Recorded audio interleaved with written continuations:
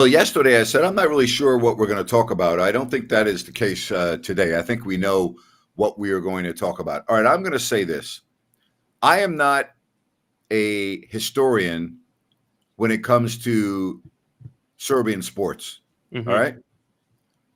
And understand that we are really talking about formerly the country of Yugoslavia.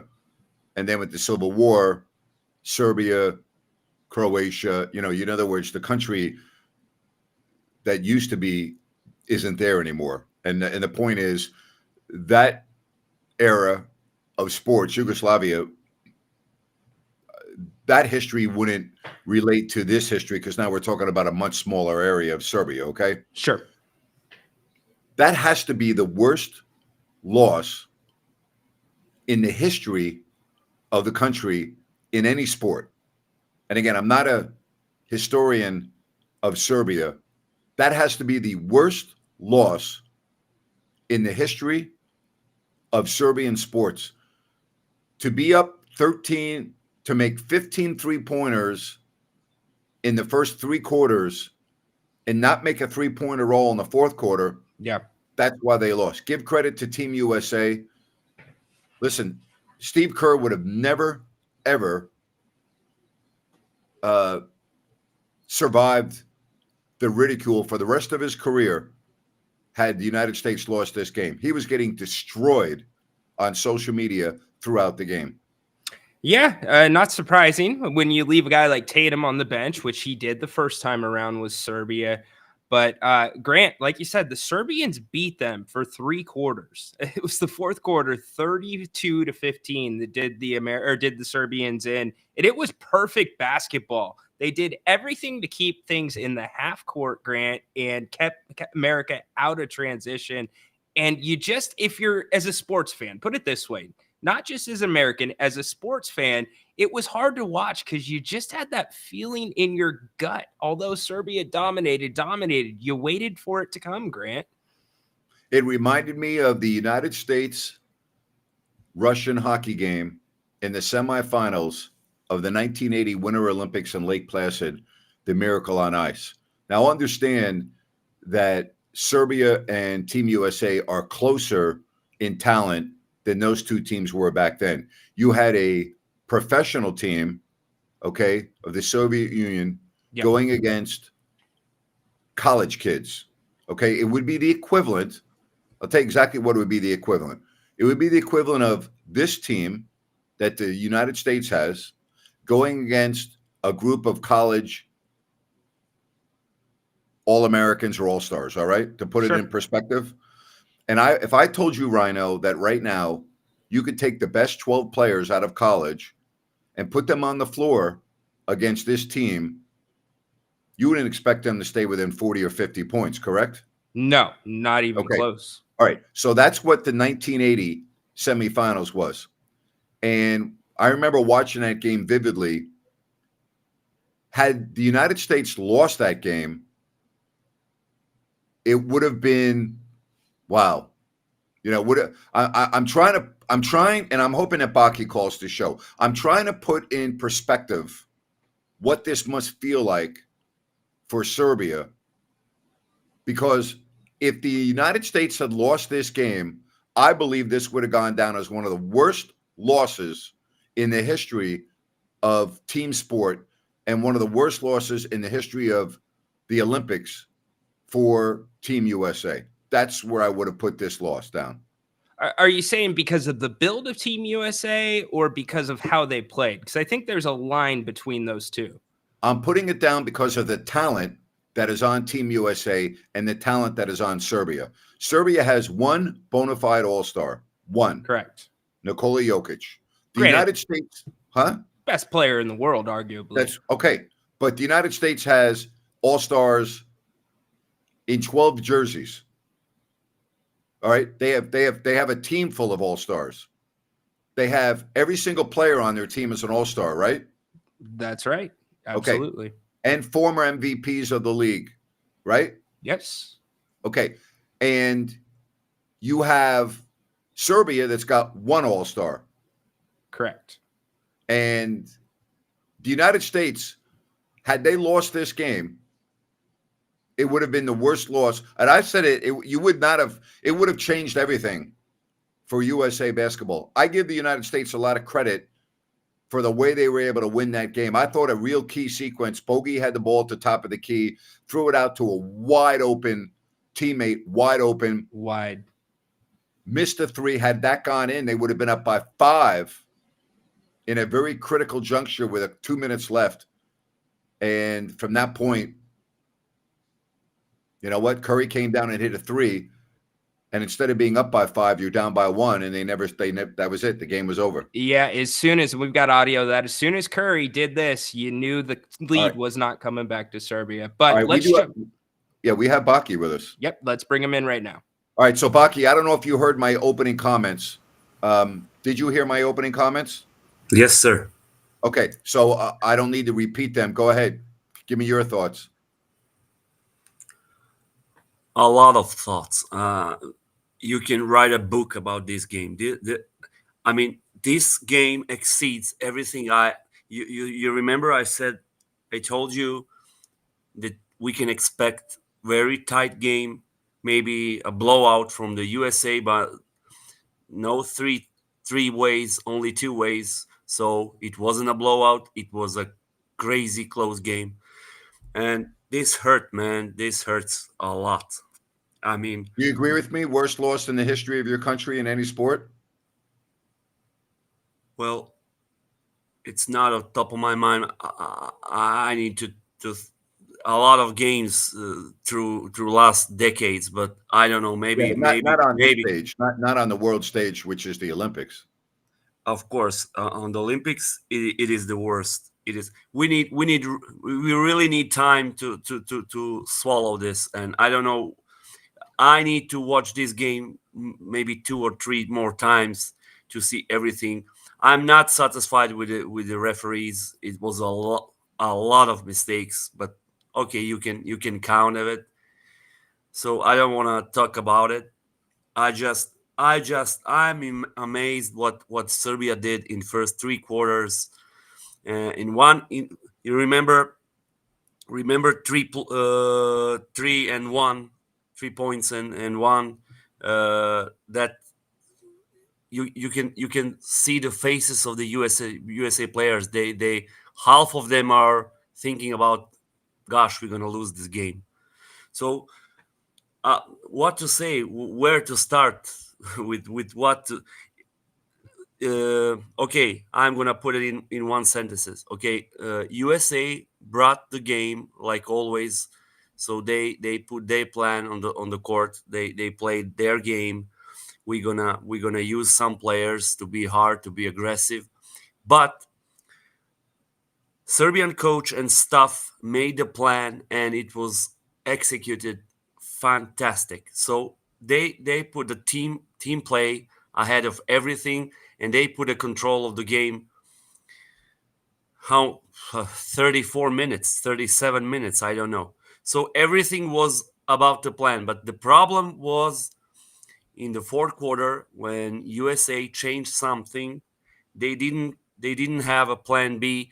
That plan B must be made in the middle, in the fly. So that was Serbian coach made a few errors, if you ask me, and if you ask a lot of people, because I was on social media whole night. Now it's 5 a.m., so 7 hours after the game. I read a lot. I read of everything. So everybody agreed that coach did some crazy mistakes. Maybe, I don't know, maybe it's not. But what's the biggest mistake in your opinion? What's the biggest mistake in your opinion that was made by the coach? The biggest mistake was you had the greatest player in the first half, this little kid from Partizan Belgrade, the Avramovic. He was hell. So what happened in the second half? He put him on the bench, and he kept him on the bench whole second half. What happened? Why? What happened? The guy was great. Micic was okay, but this guy was great, and this guy is like a hornet. He's for the defense. I don't know why the guy is not in NBA this year. He was he was in the Partizan. He was the best player. He was in EuroLeague. He's pulling the Partizan all the year, 2 years, and now he moved to some other club in Europe. For me, this is unbelievable. He is What's NBA. the mood? I mean, would you say this is the mood of your country right now is like as low as it can be? Like, I mean, this is everyone in your country was watching that game, correct? I mean, this is the biggest of biggest deals. And in order, I mean, you came within a whisker of beating the power of world basketball. I can't even imagine what it's like for the people in Serbia today. I just can't even imagine. Grant, I was waiting for Theodora to finish the karate training, so I Uh-huh. was in the center of the town. So everybody was on the place. Everything was set up.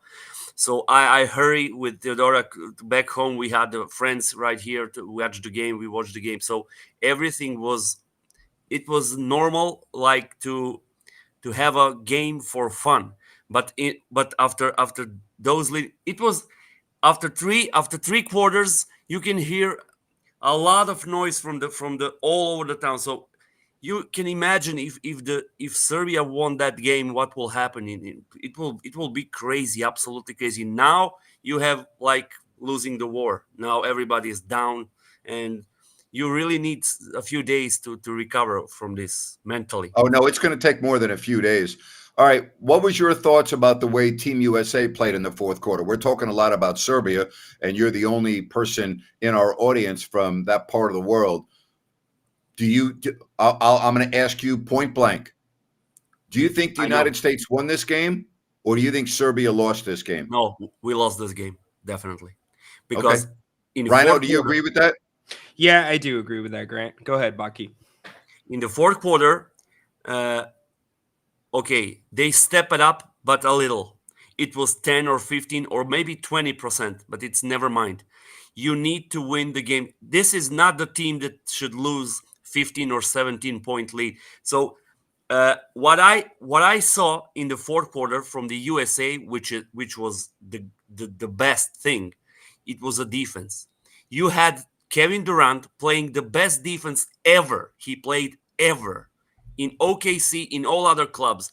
He was just pushing those guys to the limits, pushing them and choking them to the line. So he was great part for the USA True, but the defense in the biggest, the fourth quarter. biggest, Well, the biggest, the biggest shot that I saw in the fourth quarter that Serbia missed was when you were up by two with the ball. Bogey had the ball at the top of the key, was open, but there was a defender at least in his area, and he threw it to the wing. I forget who it was that shot the wide open three. There was nobody It was anywhere near him. If that goes in, you're up five. He missed it. Curry comes down, makes a three. You're down one, and that's the game. Yeah, absolutely. We had that picture. I put it out. So unbelievable. Dobric was on the 3-point shot. Only two players in the whole 3-point area. Yep, Everybody were outside, maybe on the half court. yep. Absolutely, you will never see the shot like that except on the training. You And will that never shot, see it. that shot Go ahead, went down Rhino. in the first half. By the way, that shot Yes, went down most yes. times. If that shot went down, the game will be over. I Trust me. agree with you. I think that shot would have won the game for Serbia. I really It, do because it would have for that period of time just slowed down the momentum of Team USA. I think it would have been a gigantic lift for Serbia, Absolutely. and I agree with you. That shot to me will go down in the history for Serbia as the biggest. Like I mean, you don't try to miss a shot. I mean, the guy's trying to make the shot, but you can't be any more wide open than he was. He was set. He had time and he missed the shot. It was like he was scared about how lonely he is. I know But he almost took too long to shoot the ball. maybe, and other thing, uh Jokic made something unbelievable. You remember the foul he made over Embiid Yes. while Durant shooting a three? It was a 3-pointer Yep. and plus foul plus 3-pointer 10 seconds later. So you got 6 points from maybe 15 or 20 seconds. Absolutely crazy. So why is Joker trying to reach for Durant over Embiid? Even if Embiid is not there, Jokic is not known as great rebound. You cannot block. There is no chance you can block Durant ever. But Bucky, that wasn't the only play. I thought Serbia putting USA in the bonus in the fourth quarter so early was a huge problem, and specifically Jokic getting his fourth foul, playing almost half the period with four, changed the way that Totally Serbia agree. was attacking the USA. And then you double that with the fact that shots were not going down for Serbia Yeah, at Ryno. times, and shots were going down all game before that. That was the one and only time, those last 5 minutes, when USA got out in transition and ran and played above the rim better than they can do in the world, better than anybody else in the world. So those things coupled together, that's why I think Serbia lost this one. And It was Ryan, in their hands. Ryan, you called it yesterday. You said Curry's due for a big game, and I think for that reason, I really like where the USA is. And Curry was magnificent. In the game. Magnificent. 36 points, a point behind the Olympic Yeah, record. you called that. You You called because he has not played well in the Olympics, has not. No. but he Yeah, saved the day. He saved the day. He saved the day today. When I say yesterday, I'm talking about today. But for Baki, it's yesterday. He saved the day. All right, he saved the day. Amen, But Grant. that's what you can expect from Curry. He's always when you need it, he's there. LeBron is gonna miss, but Curry is not gonna miss. So Baki, how long will it take for you to get over this loss? Seriously, now. no, I really don't know. I need today. I need to watch this game a few more times. I God, I don't I know how must you watch could. it. I could never. I know. If the United States had lost this game, I couldn't go watch the game again. Yeah, but it's Grant. Americans love basketball, but Serbians are basketball It's a crazy. way of life. It's a way of life. It's a nation Yep. of basketball. So I know. Hey, listen, I was over there. I was over there for a week. I saw it firsthand. And what I witnessed, even though it wasn't basketball season, when I was over there with Vladi and everyone for his retirement week, I will never forget it as long as I live. It was absolutely beyond, I can't even really put it into words, what it was like being over there with, it didn't matter how old someone was, whether they were in their 80s or 90s or 5 years old or 30 years old. It didn't matter whether you were in Belgrade or in the tiny little villages along the middle of the country going down to Vladi's hometown or wherever we were. Every single person was educated on basketball, and every single person was wrapped up in basketball in Serbia. It was unbelievable to experience that. this was one and only chance to beat the team like this. You will never maybe have the team USA team like this. You have Durant, you have Curry, and you have LeBron James in the same Yep. time. If you Yep. beat that team, you are in the planet's You're history. immortal. Immortal. Yeah, you know You're what? That's such a great point. I'm so happy you brought that up because the 1980 U.S. hockey team, Mike Eruzione, right? I can name all. They are still to this day heroes in America. Mike Eruzione is a household name pretty much in the sports world in America for scoring the winning goal against Russia in the semifinals. Okay. Yeah. And so you are 100% correct about that. It wouldn't matter what happened with Bogey or Jokic or whatever. And I can't, I'm sorry for my lack of being able to name the players on your team because I can only Avramovic, Micic. But Gotcha. they would go down, right? Correct me if I'm wrong, Baki, because I don't see there's any way in the world Serbia would lose to France. I just don't if they had beat the United States. But I'll just say Serbia would have gone on and won the gold medal. I would predict that if they had won earlier today. Those players would be godlike, right, for the rest of their lives, correct? That's absolutely true. And only one more thing to add. Ryno, remember my few days talking about draw and something like France mission accomplished. So now you know why was that this match should be a Olympics final. Only this match is Olympics final. Understand. No, Get it, Bucky? absolutely. Yep. A lot of space between two of USA, Serbia, and all the others. Yep. You are right.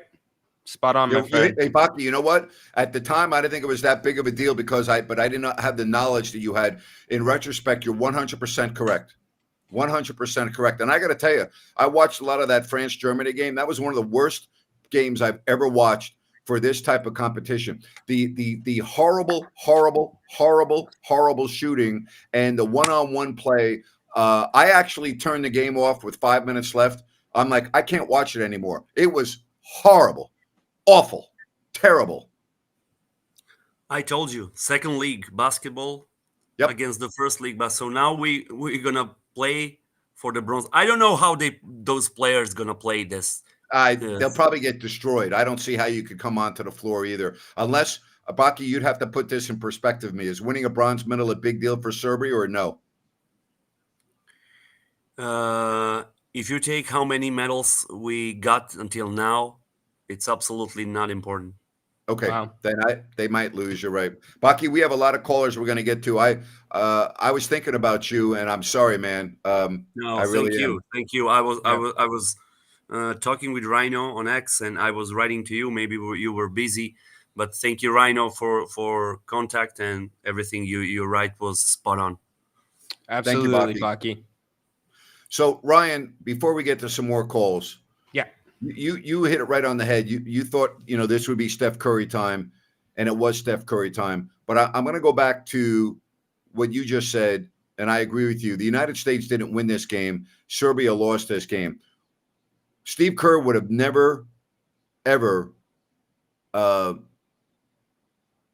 this game. He would have been ridiculed for the rest of his life. I mean, Jason Tatum didn't step onto the floor. Damn right. Yep, exactly. I mean, that would have been, he would have not been able to survive this. And when I mean survive, he's had a great career. I don't mean it. I just mean it would follow him. It would be part of his legacy for the rest of his life. And instead of talking about the championships he won as a player and as a coach, people would be going, you had the worst loss in the history of the United States basketball. Yeah, you had a loaded deck to play with, and you still couldn't figure it out. And even Grant Hill, to a degree, Grant, the way that you build teams going forward, I'm not sure America doesn't look at that after this, because they did not have the glue to turn to in that moment. It was a bunch of, kind of like you talked about France and Germany, bunch of individuals. Steph Curry happened to have a hell of a game. Baki wants to add one more thing. Go ahead, Baki. This will be interesting for you. Remember when you said, "Is this the biggest loss and for you and for your countrymen?" Trust me, it was a long time ago, 2002, but I remember it. I remember that feeling inside when Sacramento lose the game 7 game 7. Sorry, when Ori scored.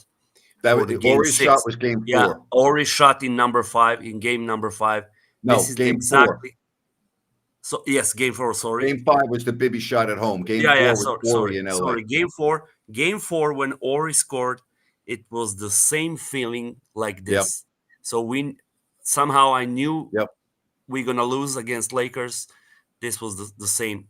Definitely, we were shocked. I remember I stood up and like this and never recovered. Me neither. Thank you, Baki. And I was announcing that game on radio, and thank you, buddy. And I don't even like talking about it now, 20 plus years later.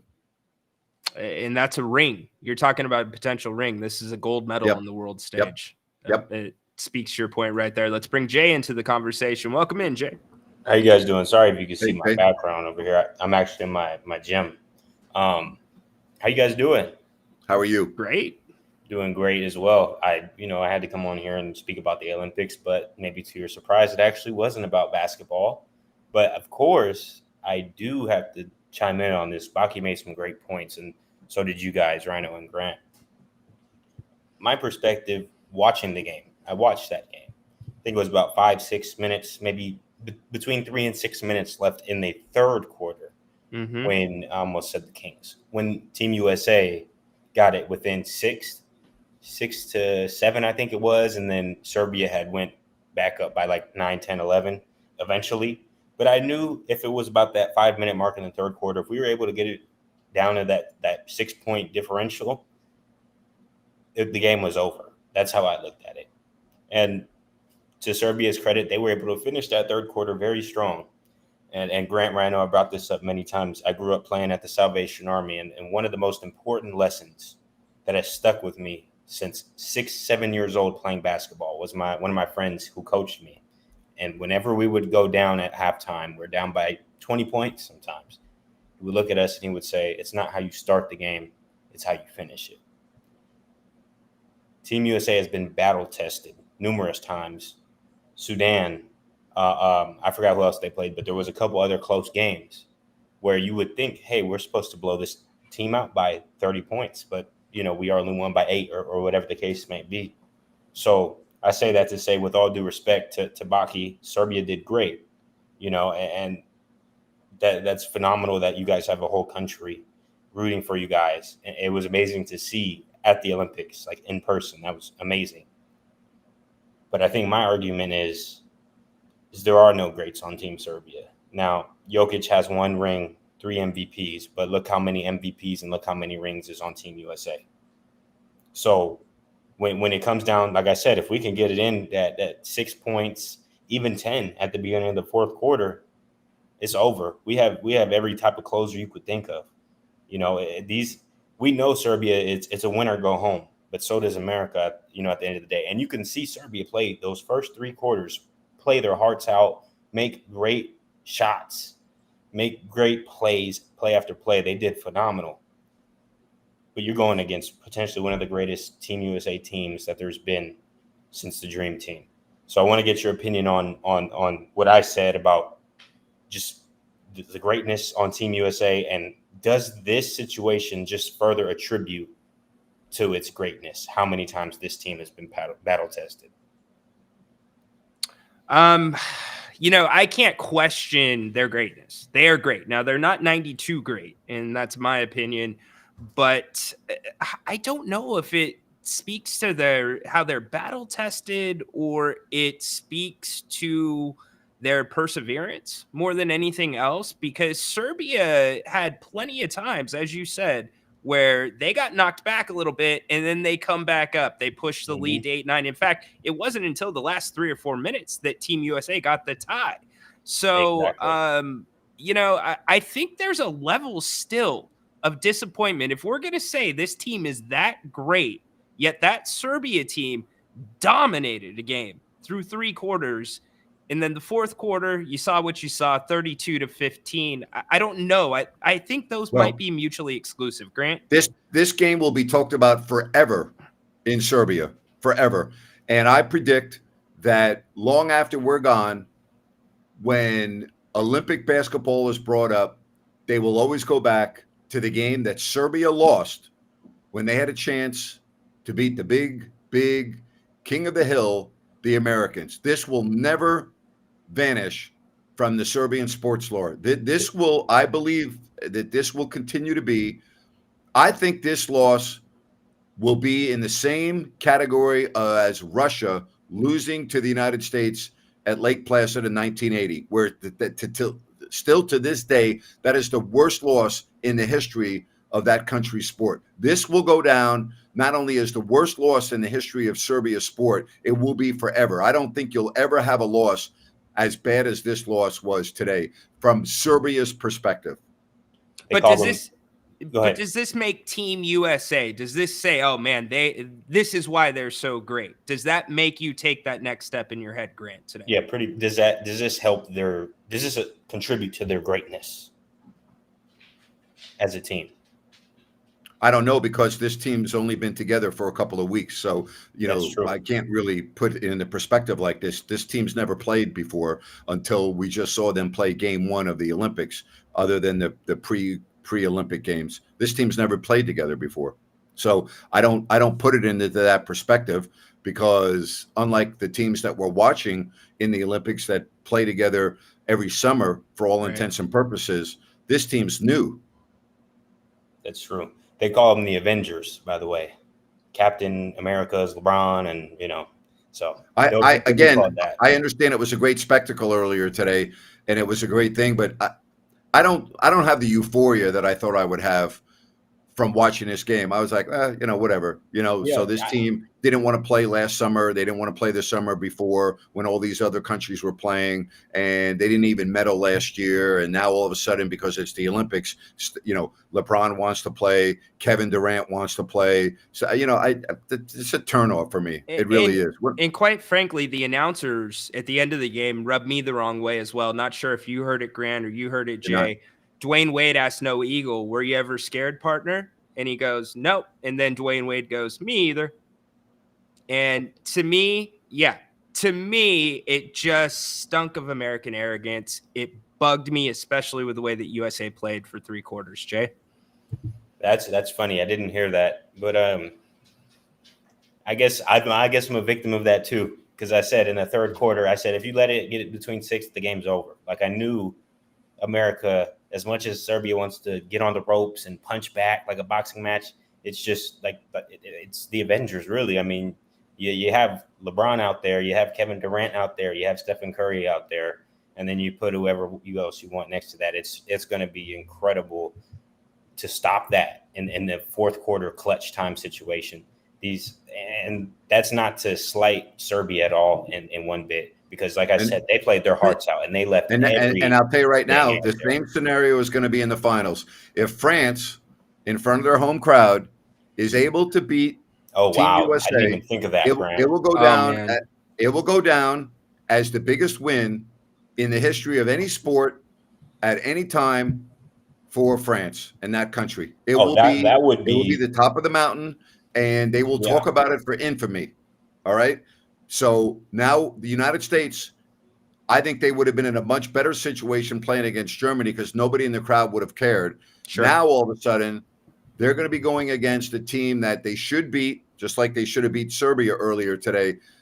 But they're beating a team that's going to have the entire arena pretty much rooting for them. Exactly. That's crazy. I didn't even take that into consideration. Last thing before I get off, I wanted to talk to you about Noah Lyles, the guy that was on the post-conference, whatever it was, the world champion of what, guys? The guys that won the NBA. First of all, that's right. I have a huge issue with that statement. The NBA is the greatest players in the world. You have people that play in, I don't know, Zimbabwe, who are on Zimbabwe's national team, but nobody's in the NBA. So you're playing against the best people in the world. To me, it's semantics. I don't give a damn what you call it. I don't care. Okay, yeah, fair enough. Long story short, his sport or his cream of the crop, what he does in track is the 200 meter. He gets bronze today, and he had a little bit of talk of the talk this week coming up to his performance today. He said, "I'd be scared for these people, this, that, and the third." He just kind of left a sour taste in my mouth. But long story short, he gets bronze. And then he tested positive for COVID. You know that, right? That's exactly where I was going to. That was not reported before. And I'm not saying he doesn't have COVID, but he's not, in my opinion, he's not great. He's never going to be one of America's. Oh, no, I disagree with you. He is great. When you win the 100-meter dash in the Olympics, you're great. I'm sorry. I disagree with that completely. When you win the race, that is the race to see who is the fastest man in the world, you're great. I'm sorry. You can't say the guy's not great. He's great. He won the race that determines who's the fastest man in the world. When I think great, I think of people like Michael Jordan. I think of flu game, Michael Jordan, playoffs. No, this is crunch time. No, you win the 100-meter dash in the Olympics. You're great, and you will be able to ride that all the way until your last breath. I totally disagree. You win the 100-meter dash in the Olympics against the other humans that are the fastest in the world, and you beat them. You're great. Oh, you know what? To your point, Grant, I see what you're saying. I'm glad you brought that back up because I actually watched that, and I understand it has to be your clavicle over the line or whatever it may be. It's the torso. That's the rule of track and field. It's any part of your torso. It's not your foot. It's your torso. Well, that once again, that's a rule. So if we're and I get what you're saying, but that's a rule that was made by people. So it all depends on how you look at winning the race. If the other guy's foot was before his, in my opinion, but the rule is the rule, Jay. The rule is the rule. I'm not disagreeing with the rules. I'm just saying. From how I look at it, I'm not disagreeing with how the rules are, but what I will say is at first it was a little bit controversial in my opinion. And if he was as great, and I know you believe he's great, if he was as great as he said he was, and he talks how he talks and this, that, and the third, he shouldn't even let it become that close. And Jay, you got to be kidding me. Jay, you're wrong. I'm sorry, you're wrong. You're talking about the fastest people in the world all in one race. Okay, Yes. And I'm going to tell you, Usain Bolt, we got spoiled by. Okay, we got spoiled by Usain Bolt, who would win without a photo finish. But if you look at all the 100s over the course of history, they're always close because it's a 9-second race. You rarely are going to win a race of that magnitude by a big amount. It just doesn't happen. Yeah, and I get what you're saying. I don't know. I think the COVID excuse is just a cop out in my opinion. All right, maybe it is a cop out, and I don't disagree with that. But if he was indeed running with whatever the hell COVID symptoms would do to it wouldn't be great. Then okay, listen, I know it's disappointing that he lost that race, but you can't say the guy's not great. When you win the 100-meter dash in the Olympics, you're great. Okay, fair enough. And to be fair, this is my first year actually watching the track sports in the Olympics. So it was still a great experience. It's the biggest race in the world, Jay. Not the 200, not the 400. It's the biggest race in the world every 4 years. Any world competition, the biggest race in track and field every 4 years, bigger than any other track and field event, is the 100-meter dash for both the women and the men. That's it. That's what you're measured by in track and field. They don't talk about, gee, you won the 200 or the 400. No, they talk about who won the 100-meter dash. That's how you're measured in track and field. Not to undermine the 200 and the 400, but the king of the mountain in track and field is the 100-meter dash, and it has been that way forever, and it will always be that way. Jay, the name great. It was fun to watch. The name escapes me. There's a Netflix series that follows the 100 sprinters, male and female, around the circuit, the track and field circuit. Go check that out. Give you a little bit more context. To me, the bigger story is how the Olympics set their rules around COVID. I think that's the bigger discussion point than Lyle's getting bronze. I'm not familiar with what you're talking about. So the COVID protocols are basically, it is up to the coach and the athlete to decide how it will be handled, whether you are able to participate with COVID or whether you do not participate. Oh, I see. So he participated with it. Correct. Yeah, and okay. I couldn't find an article until after the event. So go ahead, Jay. I don't know. Go ahead. No. Ryno, it is what it is. He lost, but I don't agree with you that he's not great. The guy's great. I think, and again, I don't want to put words in your mouth. So if you disagree with me, I think you have in your mind, you don't like what he said about the NBA and criticizing them for calling themselves world champions. And you kind of now don't look at this completely objectively. That's exactly what I was going to say, and I'm aware of that too. So I was going to bring that to your attention. I'm aware that he left a bad taste in my mouth, so I'm going to watch him very closely, and I'm going to watch. I'm going to hear what you're saying, and then let's see what happens. Jay, you're the best, man. I thought you were going to say you didn't like him because of that ugly chain that he wears. But all right, we're good. I'm aware of that. I was going to say, and it's probably because it's subjective to what he said, and I didn't really like what he said, and that's Jay, you can't let words cloud your judgment of performance. I won't say I clouded. No, you can't. You can't criticize. Jay, what someone says outside of their sport. You're right. Okay, you're right. That doesn't affect what they do in terms of whether they're great or not in their sport. Just because they said something you don't like, it doesn't detract from their achievement. You're right. It may turn you off, and you don't root for that person, and I'm fine with that. I have a lot of athletes I don't root for based on how they conduct themselves and what they say. I'm in that boat, but then I can take a step back and say, "Wow, that individual is great," even though I don't root for them, don't want to root for them. But they are great. I'll use an example. I will never root. I never rooted for Antonio Brown on the field because the guy's just an absolute mental case. But I have to acknowledge that the guy was a great wide receiver. That's a great analogy. You understand? Yeah, no, the same all thing. Right, we got to go, bud. Thank you. All right, thank you. Appreciate you, Jay. So, Ryan, I'm sorry that we were dominating that conversation. I want to give All you some good. time. Do you agree with what I said about the 100 in the Olympics? Yes, I do. I think for most people, and I can speak for myself, when I think about the Olympics, I think about the men and the women lining up for the 10-second race and for all the glory. That's it to me. It's everything. So Again, with Usain Bolt, you knew Usain Bolt was going to win the race. And when I mean every, I'm obviously exaggerating. Everyone in the world tuned in to the 100 to watch Usain Bolt. Okay. And you wouldn't have Lee Diffie make a mistake in the 100 in a race that Usain Bolt was in, because you knew Usain Bolt was going to win. You knew you were going to mention his name 3 or 4 times. Still in the 100, Lee Diffie didn't mention Lyle's name one time from when the gun sounded, not one, and yet the guy won the race. Okay. That would never happen with Usain Bolt, because Usain Bolt was clearly, everyone knew he was the fastest man in the world. And the only way that you could beat him is if he got a false start and was disqualified, or for whatever inexplicable reason, he got a bad start out of the blocks. But you knew Bolt was going to win, and yet everyone still watched. You didn't know who was going to win the 100 this year, which I think just added to just great drama and intrigue.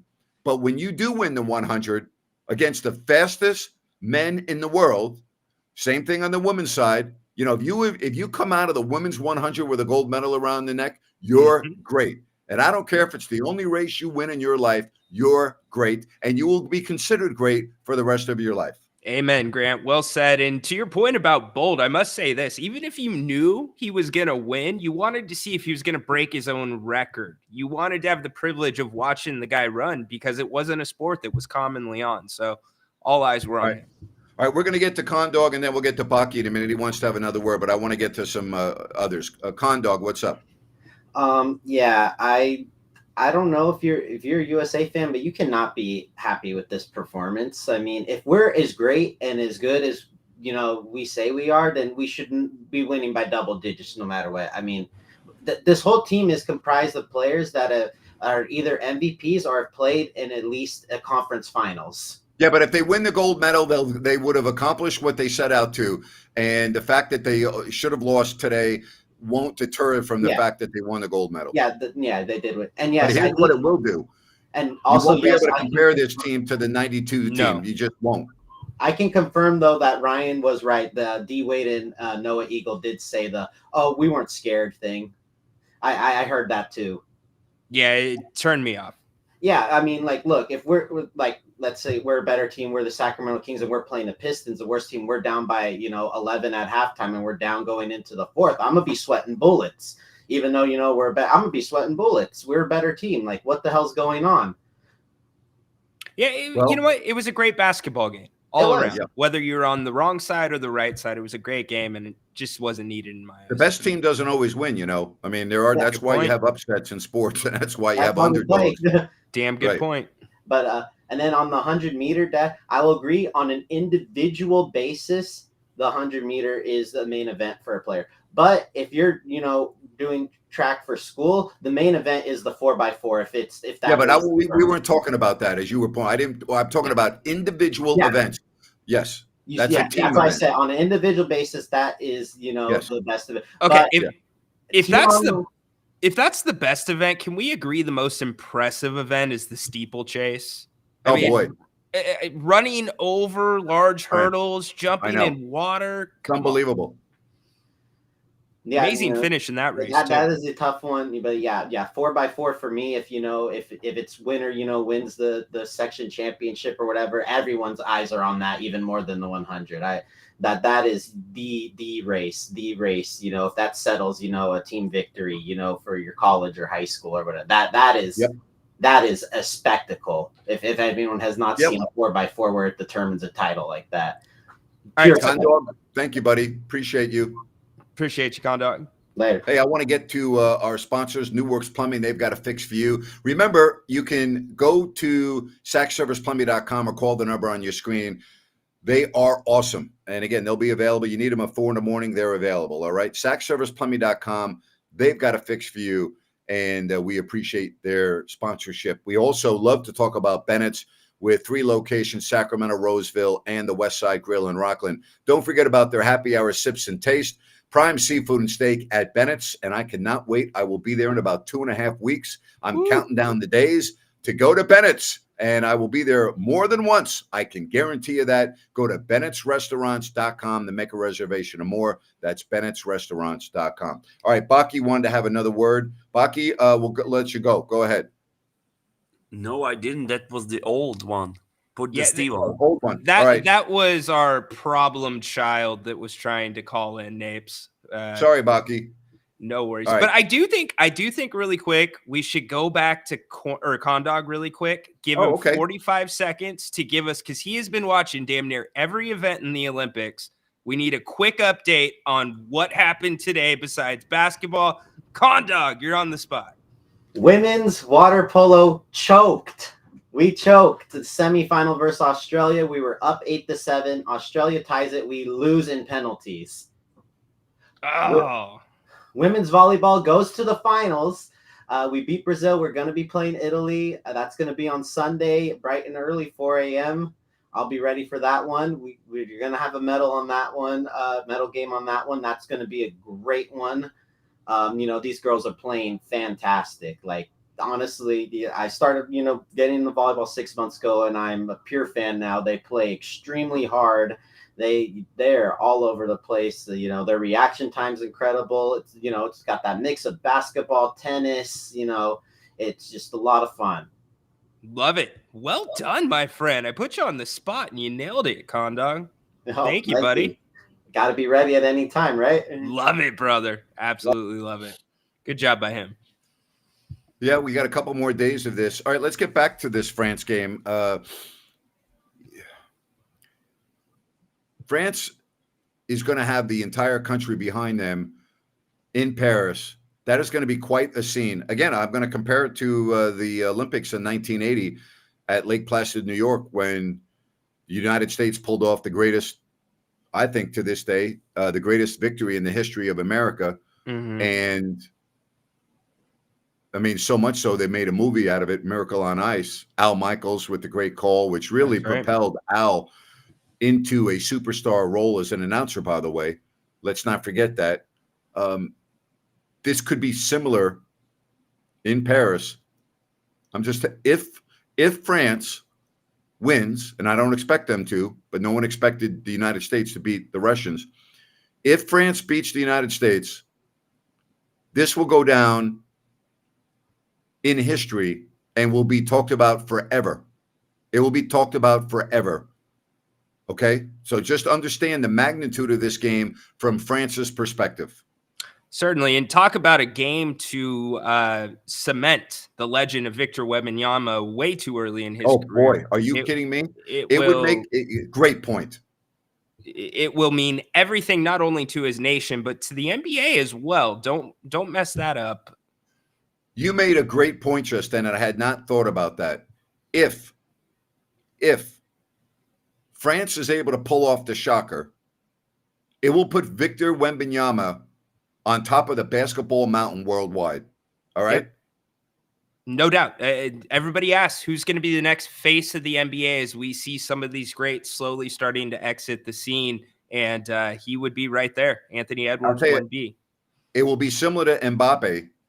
Oh, and his great point.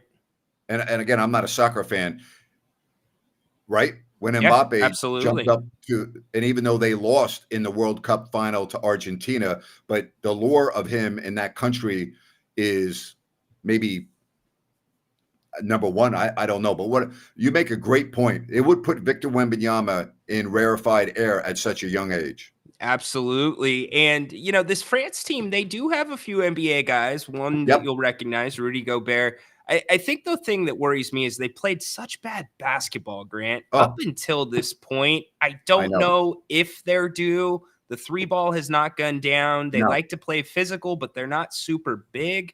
So I'm not sure what to expect. This is a game America should dominate, Names. They should. Evan Fournier, NBA player. There were others, Nicholas Batum. But I'm with you. I mean, to me, this matchup's easier than Serbia. Yeah, so much so. In fact, the last 2 games, France has gone small and brought Gobert off the bench. So we'll Yes. see what they do in this matchup. And who knows? I don't think you get 19 out of Embiid again. I thought that was one of his best games that I've seen him play, especially on a world stage.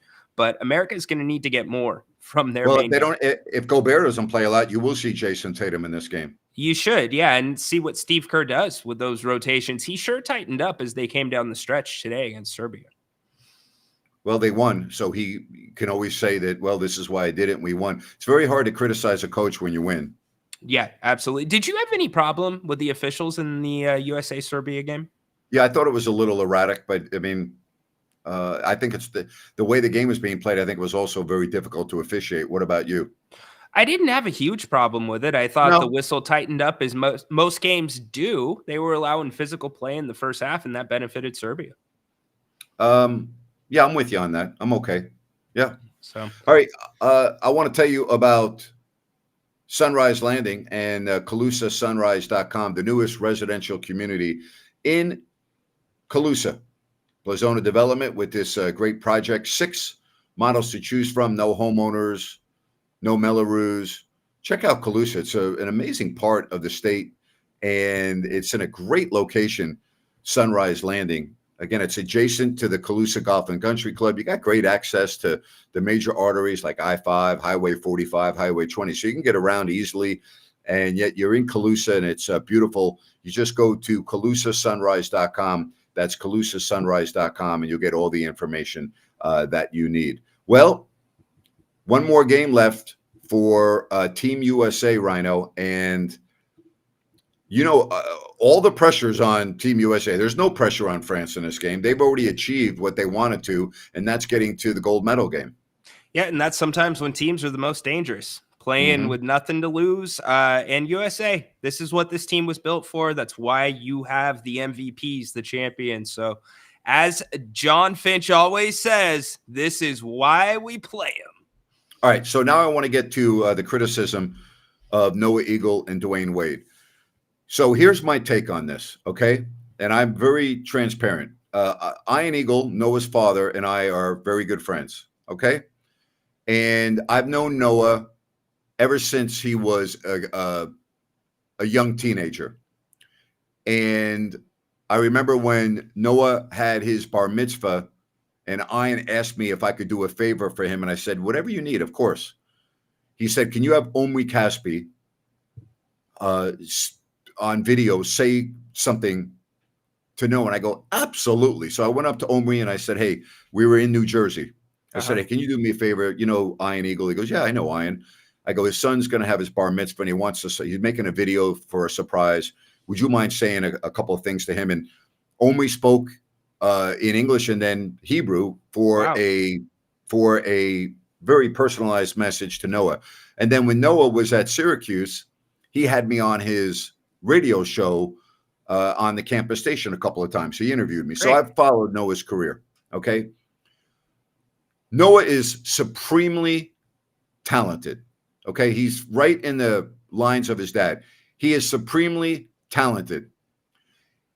I don't really care for his style. And again, I'm being subjective here. It's me, not you or him. And I say this in all due respect.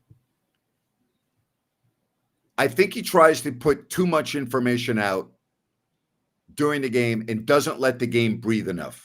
All right. Okay. I like TV announcers to let the game breathe a little bit. He doesn't let the game breathe. He's too wordy for me, but I acknowledge that he's really good. I would also say this, and again, I say this out of complete respect, and I'm giving complete objectivity. I don't think he has earned this assignment yet from NBC. And I'm a big believer in earning top flight assignments. All right. I'm a big believer in that. I think when you do the World Series or the Super Bowl or an event of this magnitude, seniority should go into play here. And there is no seniority here, and I'm bothered by that. And understandably so. I get that. There's no doubt his talent's there. He's got a great voice. He understands the game. Tremendous. The information isn't what bothers me so much. I feel like there's this need to be a little bit cool. And I don't know if that's because he's matched up with Dwayne Wade or what that is, but you don't see I that think it's from his generation. Could be, very well so. But on the Olympic stage, it's definitely a different glass of water than we're used to. And that's why I believe it should have gone to a more seasoned announcer. Yeah, and I would say the same for Dwayne Wade as well. I don't think that assignment was nearly what should have been Terrible. for him. Absolutely. Yes. Terrible. Dwayne Wade shouldn't be. Dwayne Wade's never done basketball. Dwayne Wade should not be the analyst for the Olympics on NBC. It's absurd. It feels too casual. It feels like I'm watching somebody analyze a pickup game, and it's the Olympics. I'm used to hearing those big voices. Yes.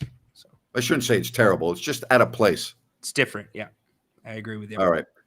What's your you doing a 2:00 show tomorrow, right? Yes, we will wrap up the week. It's actually going to be at 3:30. So make sure 3:30 tomorrow. Okay. 3:30 tomorrow. Join us. We'll have a lot of fun. Do our Royal Rumble Friday and talk some more basketball and the topical football news. Boy, what a quick hour, man. I can't believe we just were on for an hour. It goes. I love it. And thank you to all our callers, everybody in the chat. You make it so easy. Great contributions. Awesome. Please give us a thumbs up if you have not already done so. We would greatly appreciate that. And also, if you have not yet subscribed to the channel, please subscribe to the channel. Probably going to be groomed for the top NBC job when they get the contract, in my humble opinion. They've already given that to Mike Tirico. Mike Tirico has already been named the lead NBA play-by-play voice. So he'll be the number 2 team, but he won't be the lead announcer. It's Mike Tirico. And Mike Tirico's getting a pretty darn good gig right now. He's doing the studio work for NBC in Paris. Well, so that's why he left ESPN. He was promised NBC football. He was promised the Olympics. And now that they got basketball, he is, he should listen. He's the number 1 guy at NBC.